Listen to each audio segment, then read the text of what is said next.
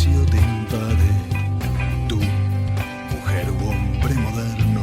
Producciones Siglo presenta Espacio Cultural de la Asociación Uruguaya de Escritores. Lo nuestro es arte. De esta época ruidosa, bulliciosa, no te asustes.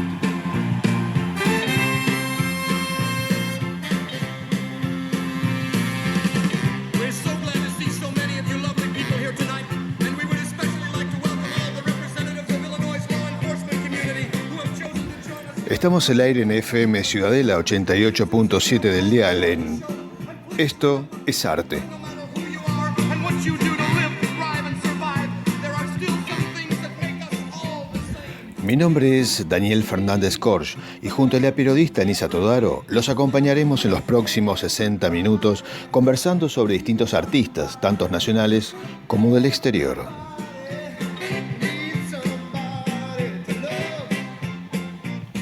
En la cabina de control y soporte técnico están presentes Esther Ferreira y Roberto Lagarde.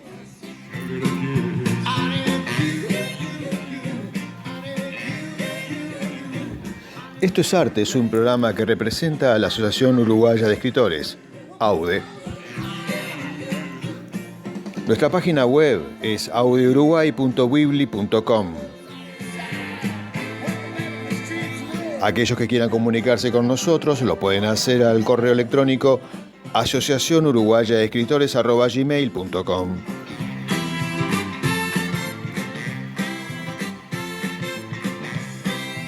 Volvemos al programa convencional. Por lo tanto, vamos a tener los 4 bloques característicos. El homenaje, esta vez a José Martí. Tendremos los cumple literarios, Voces en nuestro tiempo, espacio que presenta Anisa Todaro, y Aventurera de la historia, que conduce Isabel Sotelo de Francini. Además, por supuesto, de los anuncios que cuentan sobre las distintas actividades que se llevan adelante aún en este momento histórico de distancia social.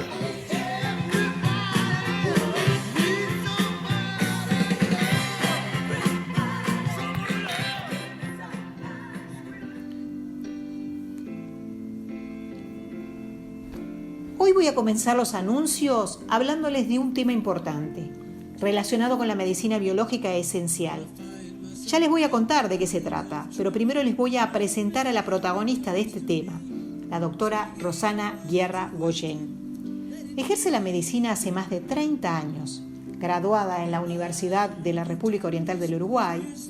Más tarde se especializó en diabetes, nutrición y obesidad en la Pontificia Universidad Católica de Chile. En el año 1998 se especializó en patología clínica por competencia notoria. Fue profesora en la Facultad de Medicina por años. Posee estudios en el exterior, como un doctorado en nefropatía diabética en la Universidad de Brighton, Inglaterra. También tiene cursos de manejo en las organizaciones y finanzas en la Universidad de Edimburgo, Escocia. Realizó un curso superior en terapia metabólica esencial en Buenos Aires, Argentina, y otro en la Universidad de CEMIC, también en Buenos Aires, de microbiota y probióticos. Nos dice la doctora Guerra que hoy no tiene dudas de cuál es el camino a seguir para aquellos que acudan a ella, porque serán tratados como seres únicos e individuales para lograr así el mejor tratamiento y por lo tanto el mejor resultado. Ahora les voy a contar qué es la medicina biológica esencial.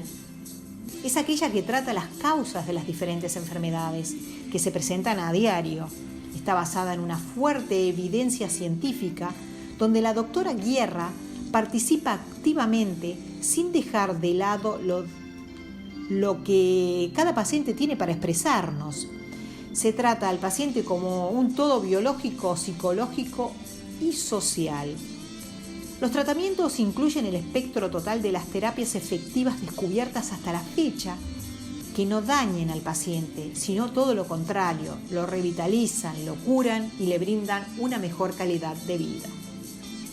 Entre los beneficios que aporta la medicina biológica esencial podemos destacar la revitalización psicofísica, el tratamiento de las arterias ocluidas, el mejoramiento de la inmunidad, el soporte en el cáncer, entre otras tantas cosas. Pero por más información pueden comunicarse al 092-148-125. Repito el número, 092-148-125. Bueno, ahora voy a pasar a otro tema también importante que nos interesa a todos, que es un llamado para obras teatrales, y es en la ciudad de Nueva York. Las obras tendrán que estar escritas en español o inglés. Es para el programa Cimientos 2021, un programa que consiste en 10 encuentros semanales con 10 autores seleccionados para perfeccionar las obras. Pero por más información entren a nuestra página web, que se encuentran las bases para participar de este interesante proyecto. Ahora tengo un curso de técnicas esenciales de poesía por Rafael Courtoisí. Lo ve a la hora que desee, porque recibe la clase grabada en su pantalla. Es sin fronteras, o sea que es para cualquier lugar del mundo. Las inscripciones son por WhatsApp al 091-808-861. Repito el número, 091-808-861. O por mail a rcurt@vera.com.uy. Bueno, hasta ahí voy con los anuncios que teníamos previstos para hoy.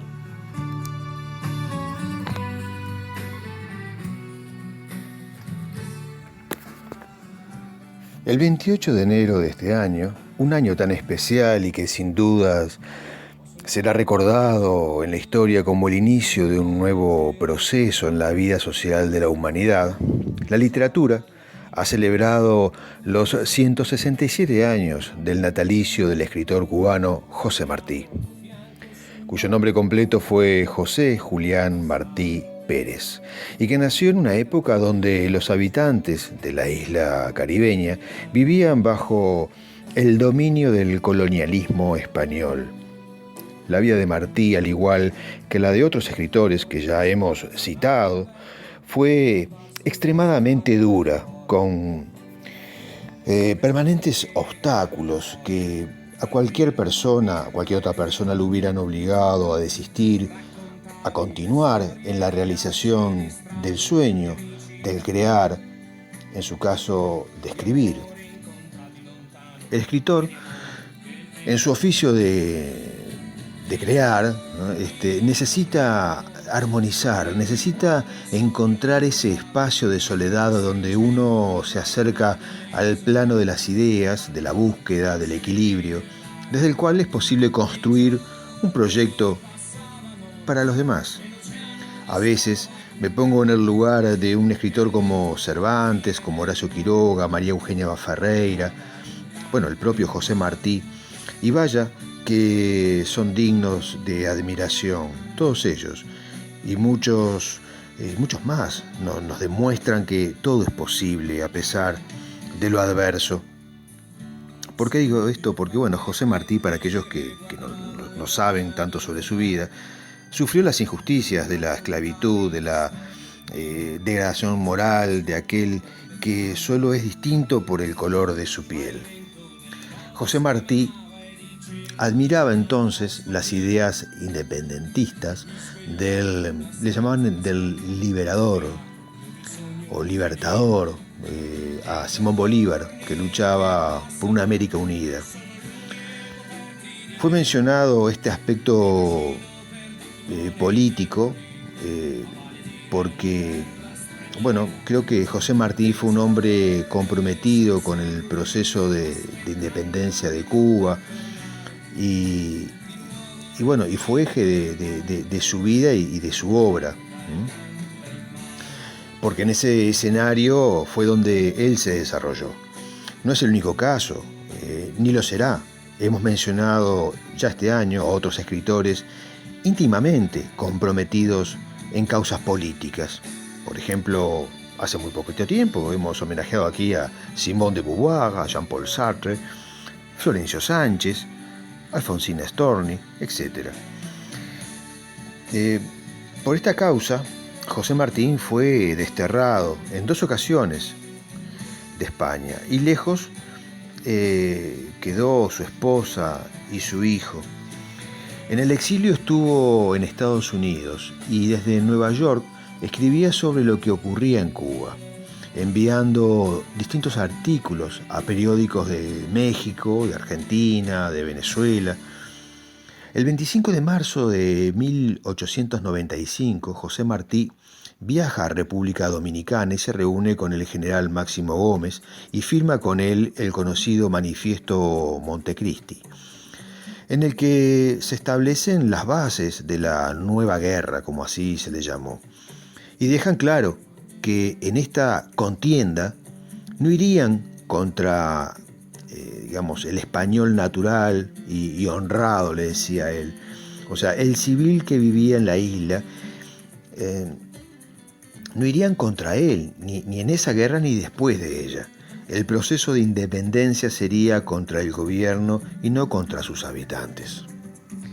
En esa batalla, a la que José Martí llamó necesaria, hubo un momento en que el general Máximo Gómez le pide que se detenga, a fin de organizar la estrategia, pero José Martí continúa adelante con sus hombres entre la maleza y recuerdo que él iba vestido de negro y yo no sé si no era un caballo blanco, y allí y pistola en mano, y allí es abatido por el ejército español, creo que de 3 tiros.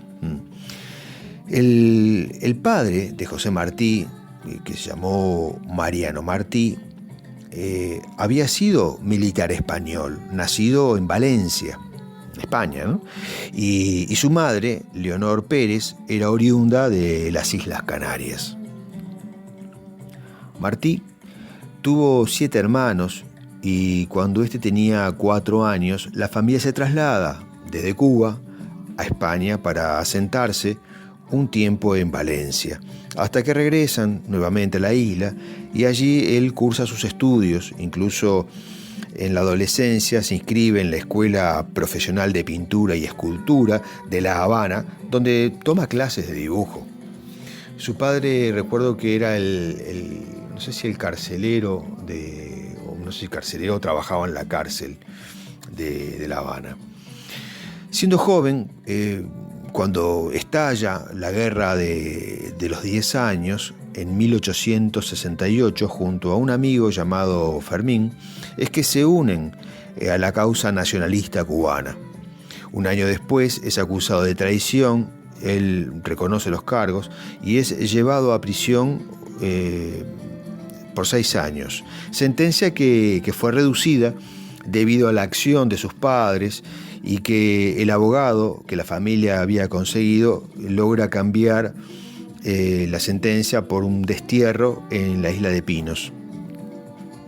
Luego, el 15 de enero de 1877, viaja a España y publica su libro El presidio político de Cuba. Termina sus estudios en Madrid y se gradúa en Filosofía y Letras. De allí él sigue viajando por Europa y más tarde arriba a Estados Unidos y se instala en Nueva York. En 1880 ya se había casado, ¿sí? Él ya se había casado con Carmen Sayas Bazán, Carmen Sayas Bazán, y ya había nacido su hijo, su único hijo, Ismael. Estando en Nueva York, lo nombran vocal del Comité Revolucionario Cubano y poco después es iniciado en la masonería, siendo uno más de los masones que en aquella época o periodo histórico se vinculan al proceso de liberación de América, caso de Máximo Gómez, Simón Bolívar. En aquella época también estaba... fueron varios presidentes norteamericanos, ¿no? Miembros de la orden. Y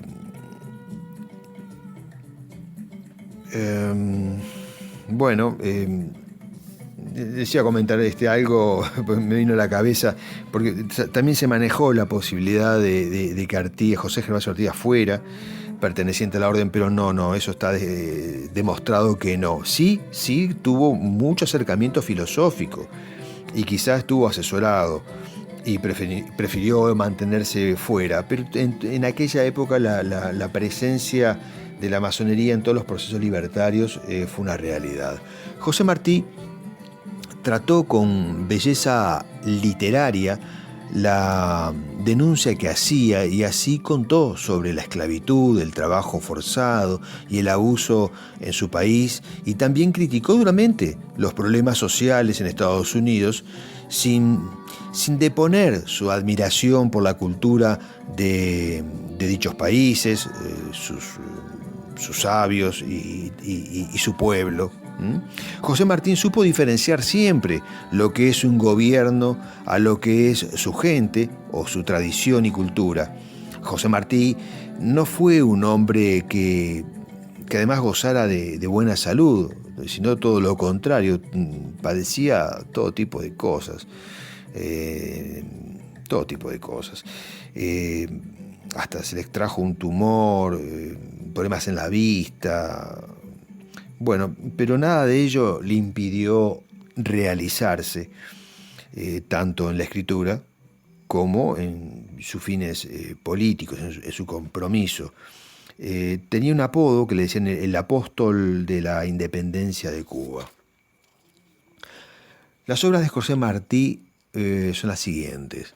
En poesía, Ismaelillo, publicado en 1882, después publicó Versos Libres, Versos Sencillos, Edad de Oro, que es una recopilación, Flores del Destierro, otra recopilación, y en ensayo tiene El Presidio Político de Cuba y Nuestra América.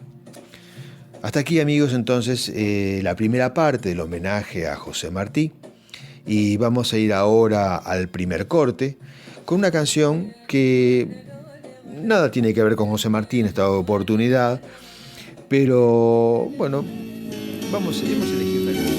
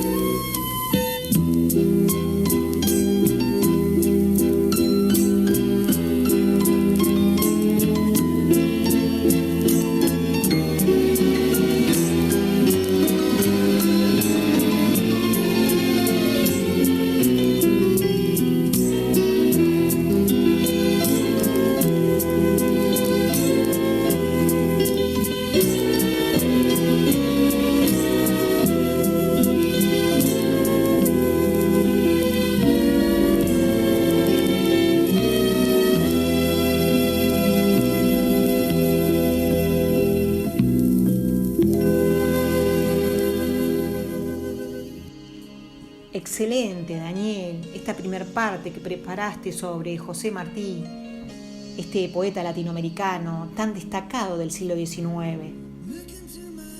Ahora yo les voy a hablar sobre esta segunda parte que preparé también, pero sobre algunos aspectos de su obra y de una en especial. Martí fue condenado al exilio, vivió menos de la mitad de su vida en Cuba. Utilizó su poesía para expresarse y se destacó por sus frases cortas y directas.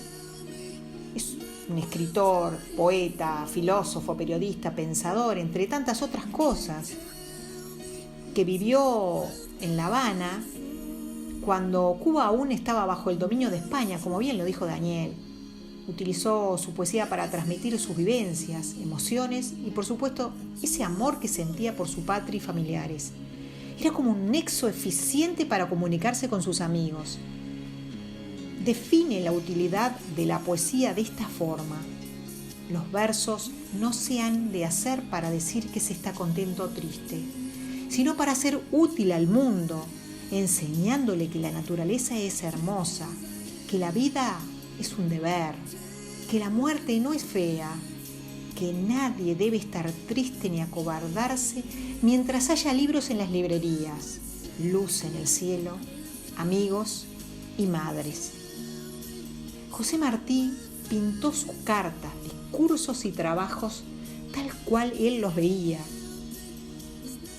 Tanto en su palabra escrita como oral, reflejaba sus sueños, vivencias y el inmenso amor que sentía por todos los que amaba, incluida su tierra natal. La obra de la cual les voy a hablar es el libro de poesía Ismaelillo, que fue editado en Nueva York en 1882, dedicado a su hijo José Francisco. Varios de sus poemas están colmados de simbolismos.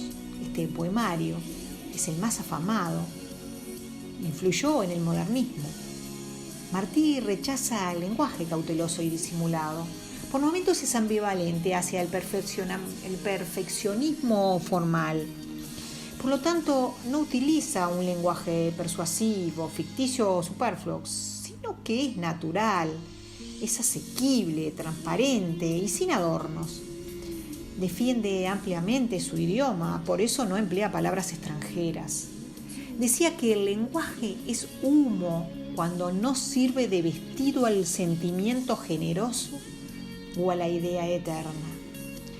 En sus versos convive con la soledad y la angustia, pero también con la fe en la humanidad.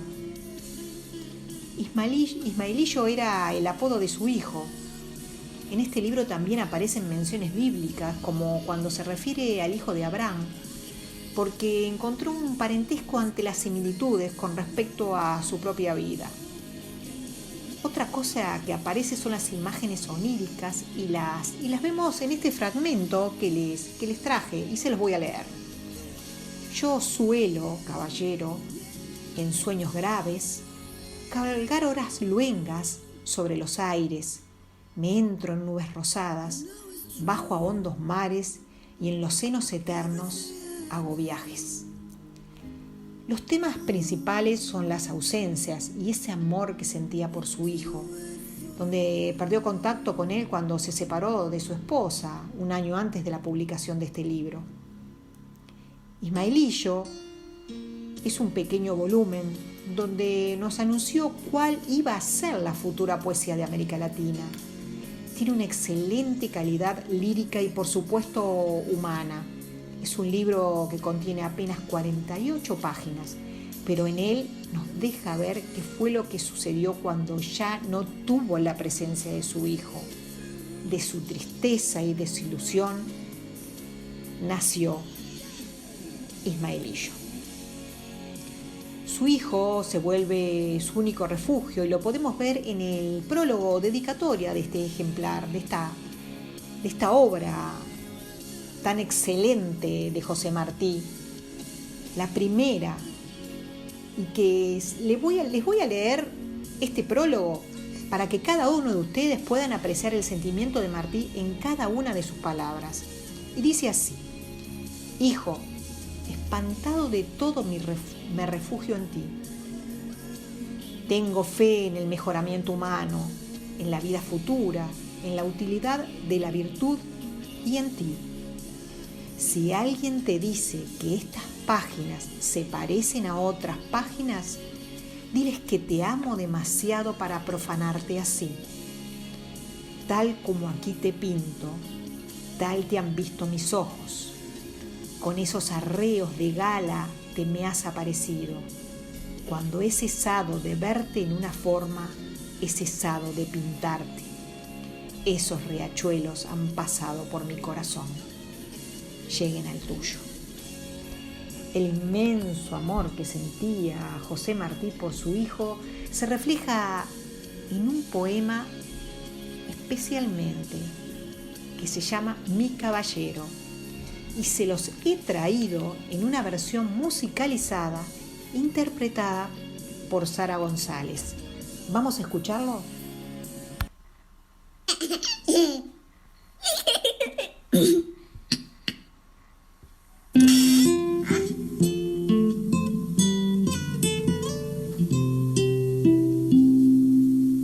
Por las mañanas mi pequeñuelo me despertaba con un gran beso, pues torcajada sobre mi pecho, bridas forjaba con mis cabellos. Ebrio el de gozo yo ebrio, me espoleaba mi caballero, que suave espuela sus dos pies frescos, como reía mi jinetuelo, y yo besaba sus pies pequeños, dos pies que caben en solo un beso.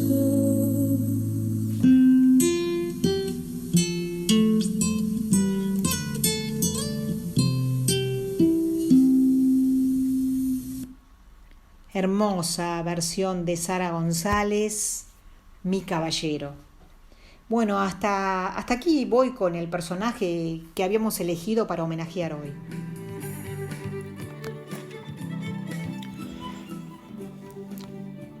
Hermoso homenaje que ha realizado Nice en esta segunda parte de Esto es Arte a José Martí. Y nos vamos al segundo corte.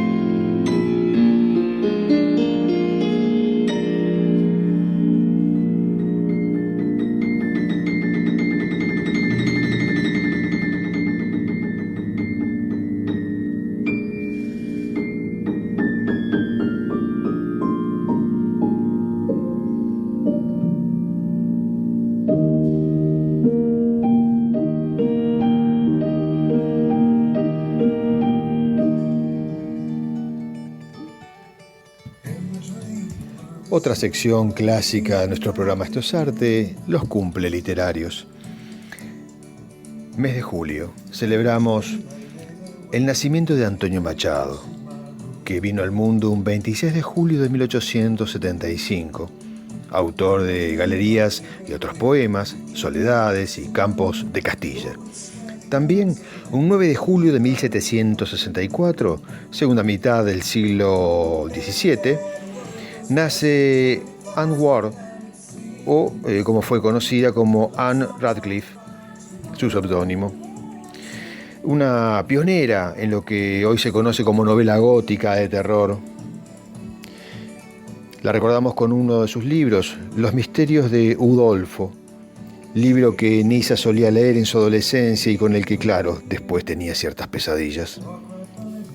También recordamos el nacimiento de alguien que celebramos hace poco, hicimos su homenaje, de Nisa, Ernest Hemingway. Nació un 21 de julio de 1899, autor de El viejo y el mar, entre otras tantas novelas conocidas, que le otorgaron el Pulitzer y también un año después el Premio Nobel de Literatura. Hasta aquí los cumple literarios del día de hoy.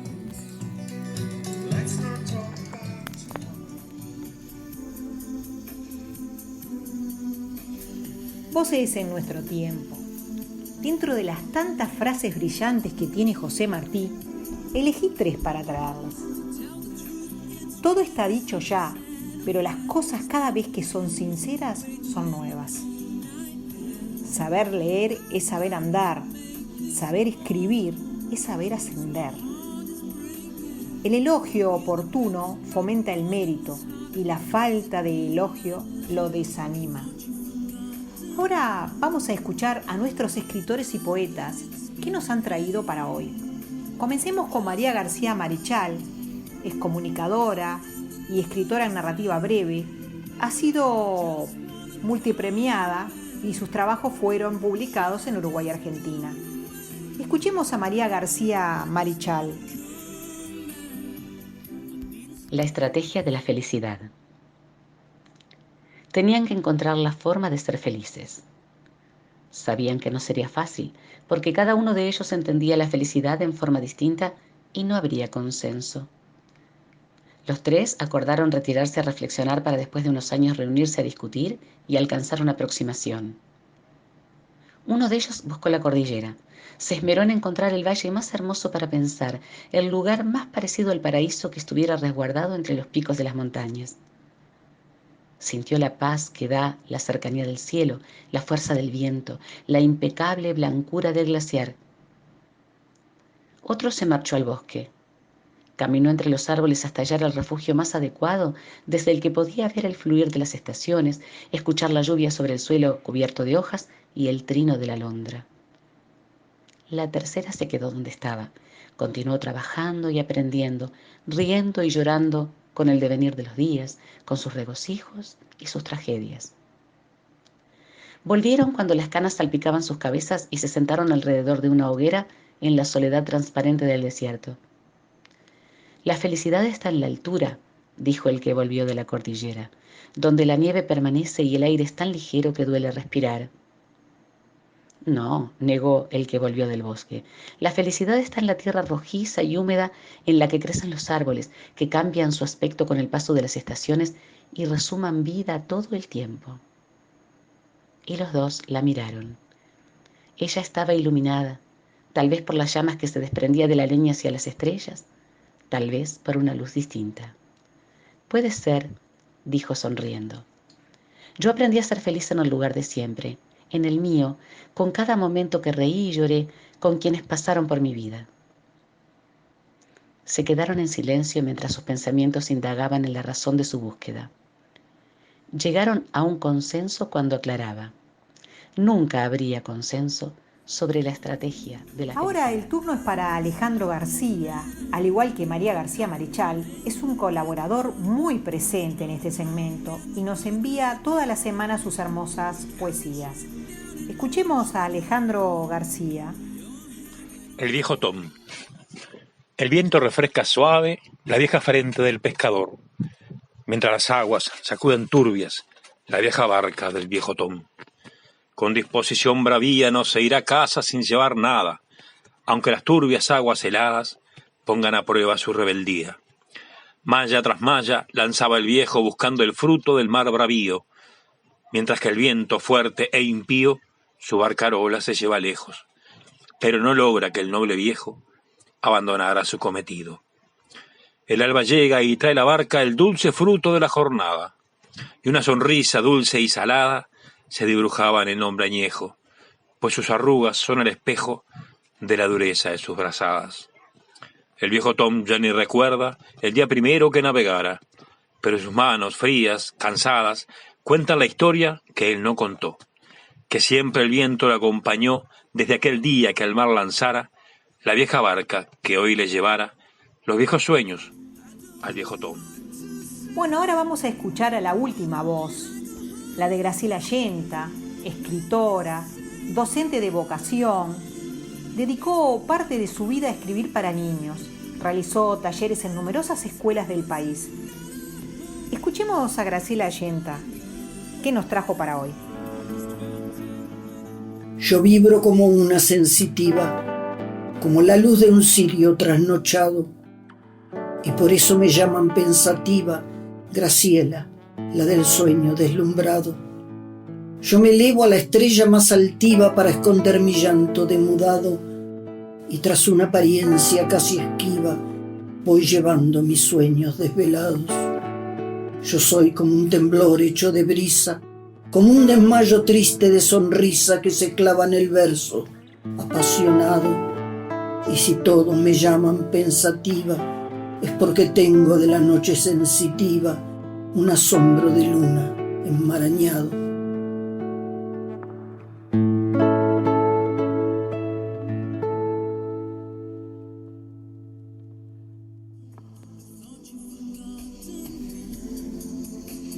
Agradecemos a los escritores porque disfrutamos de los trabajos que nos llegan y hacen de este segmento un deleite. Ahora llegamos al último bloque del programa, Aventurera de la Historia. ¿Qué nos habrá traído hoy nuestra compañera y corresponsal en Francia, Jezabel Sotelo de Francini? Escuchemos la historia que tiene para contarnos. Hola, buenas tardes Nisa, buenas tardes Daniel, buenas tardes Radio Audiencia. Desde aquí, desde la Touraine francesa, un encuentro más de Aventura de la Historia. La semana pasada habíamos quedado en el castillo de Amboise, donde hablamos de muchas cosas y la importancia de lo que fue el castillo de Amboise en todo lo que tiene que ver con el reino de Francia. Pero la región del río Loire está llena de castillos, en los cuales todos tienen una importancia relevante en la historia de Francia.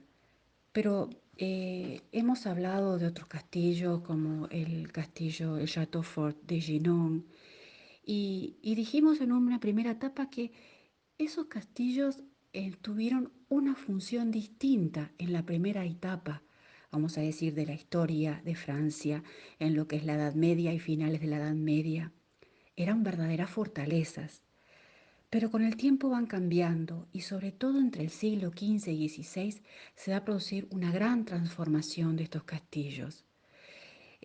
Van a ser desde lo que eran fortalezas en las cuales su fin fundamental era la protección de la ciudad, a pasar a ser residencias reales. Y lo mismo en los castillos privados, en los cuales una nobleza bastante acaudalada también va a acompañar ese movimiento castillesco, diríamos. Y entre el siglo XV y XVI, sobre todo en la primera etapa del XVI, los castillos van a tomar van a pasar por una gran transformación, que es lo que se llama la primera etapa del Renacimiento, o el primer Renacimiento. Las influencias italianas van a ser relevantes en esta época, en la arquitectura sobre todo y en la presentación estética de los castillos. Amboise no va a ser ajeno a ello. Habíamos contado un poco la historia, habíamos contado cómo el rey Carlos VIII, después el Luis XII, pero sobre todo Francisco I, entre Carlos VIII y Francisco I, la importancia del embellecimiento y la construcción y podemos decir, y mejora del castillo va a ser relevante, va a ser muy importante.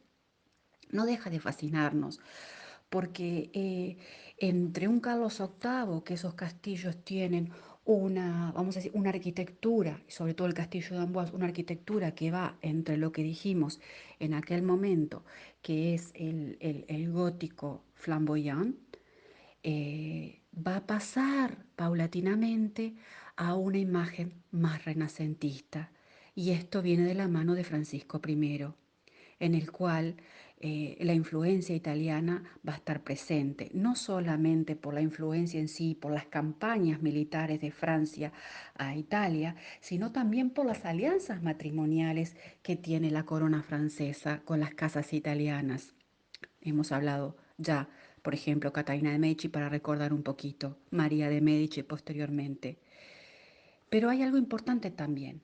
Si bien los castillos en esta primera etapa del Renacimiento es un embellecimiento de la arquitectura y su primer objetivo del castillo, la fortaleza militar, eso va a ir dejándose de lado. Es más, el castillo de Amboise, que supo ser una fortaleza importante militar, va inclusive todo lo que era vamos a decir, su parte militar, su parte defensiva, el armamento, va a empezar a estar descuidado. En Blois, por ejemplo, va a ser completamente nulo, porque los castillos toman otro destino. Y en ese destino arquitectónico, por ejemplo, como pasan a ser residencias principales, eh, la Cámara del Rey o la Cámara de la Reina o los apartamentos del Rey o los apartamentos de la Reina van a ser fundamentales, donde se va a dedicar muchísimo a esa arquitectura. Algo que es curioso e interesante, que esto hace muy poco que me vengo a enterar, el mobiliario. El mobiliario que nos fascina o tal vez nos hace un poco fantasear con la decoración. Tenemos que pensar que si bien los castillos cambian su rol, porque pasan a ser residencias importantes, residencias privadas y residencias reales, el mobiliario es muy utilitario.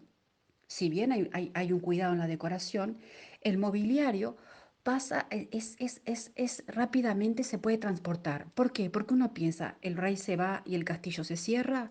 El castillo se cierra cuando el rey deja la residencia y se va a otra residencia. Y el mobiliario también. Por eso era tan sencillo de transportar. Por eso se buscaba un tipo de mobiliario fácil de transportar.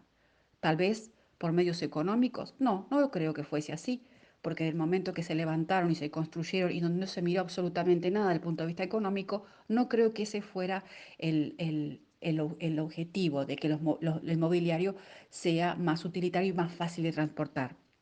Es más, Francisco I era un rey que no pasaba más de 33 días como máximo en uno de los castillos. Si bien toda su infancia y juventud la pasó en este castillo de Amboise, por ejemplo, en el castillo de Blois no pasaba más de 33 días. Esto es a partir entre 1521 y 1527, después de la prisión que tiene en España, en Madrid concretamente, prisionero de Carlos V, en el cual hablamos que él después lleva de rehenes a sus dos hijos para que le den la libertad en el fracaso de la batalla de Pavía.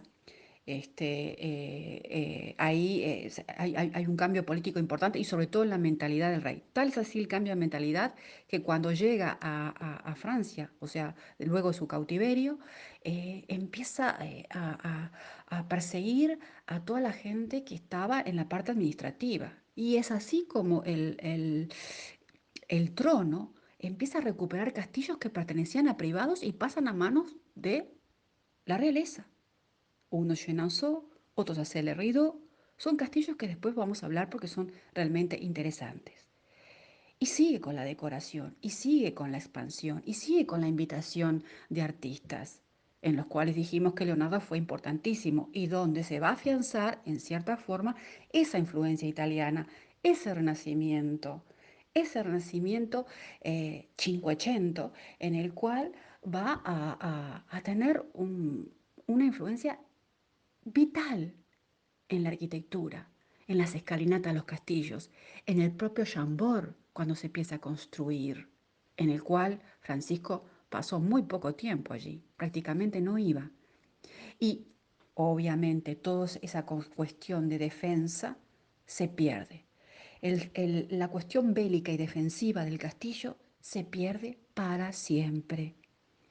No tienen más ese rol, no tienen más esa función, sino tienen también la sala de embajadores para tener grandes momentos políticos, para recibir, para desarrollar un poco la diplomacia en alto vuelo.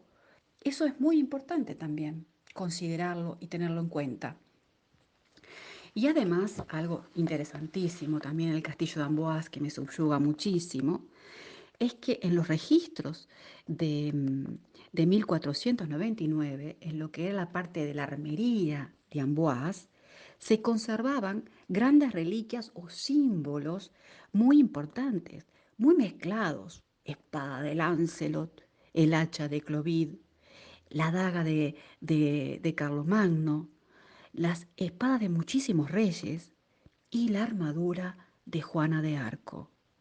Esos que son casi míticos, esos símbolos que son maravillosos, estuvieron, en algún momento se piensa que estuvieron de acuerdo a lo que surge de los anales del castillo, en el castillo de Amboise. Los personajes que pasaron, fascinante, es fascinante. No dejo de asombrarme, no deja de excitarme en cierta forma la curiosidad. Caminar por la historia, caminar por los castillos, sentirme en esa época, sentirme entre los personajes. ¿Qué más les puedo decir, amigos? Bueno, capaz que les prometo otro capítulo, otra aventura más de los castillos, porque es realmente fascinante. Esto no termina acá, porque una vez que uno abre esa puerta a la historia, no quiere salir de ella. Es fascinante, es atrapante. Y bueno, les digo hasta la semana próxima y me despido con un enorme abrazo para todos.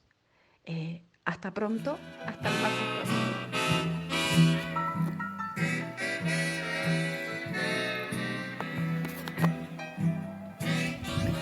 Amigos, hemos llegado al final de otro programa de Esto es Arte. Mi nombre es Daniel Fernández Corsch y espero que hayan disfrutado de esta nueva entrega.